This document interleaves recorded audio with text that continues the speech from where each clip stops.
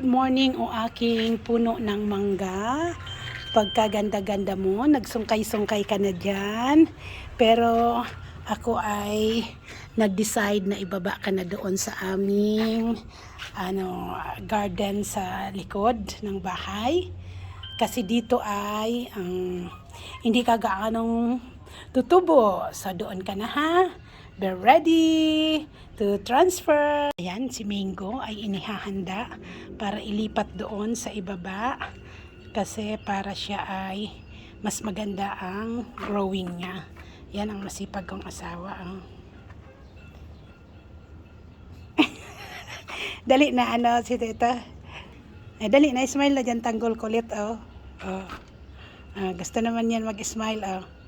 Ay, malalim na pala. Ay, malalim na pala. Grabe ang growing niya.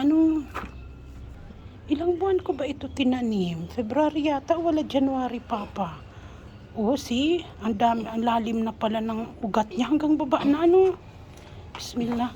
Ang lalim na pala Ang dali, bilisan mo ang para hindi siya ma-preserve yung soil niya. Transferring si Mango. Grabe, napakalalim na pala ng pinaka-root niya.